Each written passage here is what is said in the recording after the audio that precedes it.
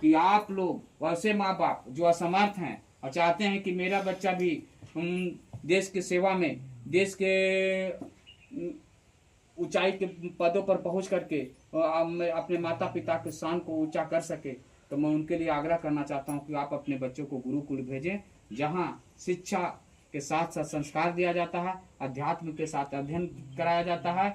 यहाँ के बच्चे आज 15 साल से मैंने तो नहीं सुना कि किसी तरह की कोई बच्चे हमारे जो किसी को मिसबिहेव किए हों या किसी को प्रताड़ित किए हों, और समाज में जो बहुत सारा बुराई जो समाज में फैला हुआ है, खास करके युवा पीढ़ी के बीच, तो ये शक्ति कहाँ से आती है? ये शक्ति है स्पिरिचुअल पावर है, ईश्वर की कृपा है।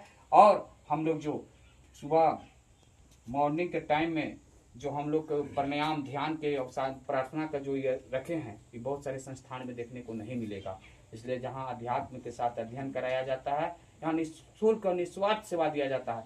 15-20 बच्चे में आज 8 बच्चे फाइनल रूप से जा रहे हैं, तो इस क्षेत्र के यह गौरवान्वित पल है। इसलिए मैं सभी बच्चों को धन्यवाद देता हूँ। और आप जहाँ जाएं ईमानदारी पूर्वक अपने देश की सेवा में योगदान दें, और आप जिस तरह से जगे हैं आप अपने आसपास के भी बच्चों को जगाने का काम करें, और उस गरीब से गरीब बच्चों को भी प्रेरित करें जिनके माता पिता नहीं है या किसी आर्थिक अभाव में उस बच्चा की पढ़ाई छूट रहा है। तो आपका अगर उस 1 रुपया के सहयोग से किसी के जीवन बन जाता है, तो स्वामी विवेकानंद की पंक्ति को चरितार्थ होता है कि लोग तुम्हारी निंदा करें या स्तुति, तुम्हारा मृत्यु आज हो या युग में हो, तुम न्याय पथ से कभी भटकना नहीं।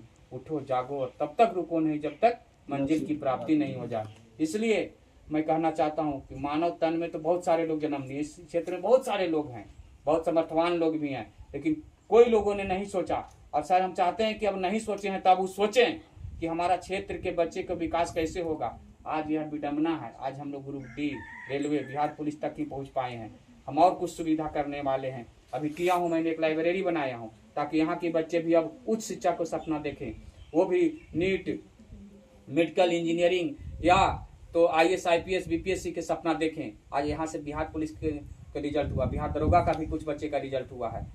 तो मैं कहना चाहता हूँ कि इस क्षेत्र के बच्चे भी अब जाग चुके हैं, इसलिए इस क्षेत्र के माता पिता भी थोड़ा जागे और अपना जो असामाजिक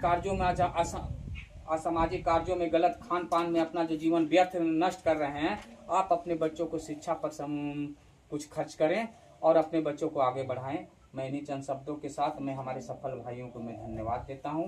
और जो भाई सफल नहीं हुए, निराश नहीं हो, मैं उनको बार बार आग्रह करना चाहता हूं कि मैं एक प्लेटफॉर्म बना दिया हूं। आपके पास विद्यार्थियों का पहला कर्तव्य क्या होना चाहिए? विद्यार्थियों के लिए पहला पूजा है पढ़ाई, शिक्षा।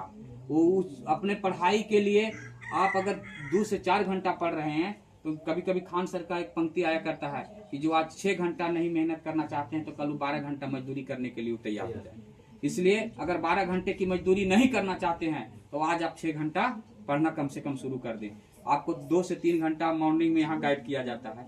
इसके अलावे भी आपके लिए इस क्षेत्र के लिए सुंदर व्यवस्था बना दिया हुआ एक पुस्तकालय। आप पुस्तकालय जाइए और अपना दिन भर अपना मूलभूत समय जो योगदान दीजिए, और ऑनलाइन क्लास लेकर के आप जिस विषय का, आप जिस सब्जेक्ट में आपकी कमजोरी है या जिस उद्देश्य से आप तैयारी करते हैं, आप उसको आप पूर्ण करिए।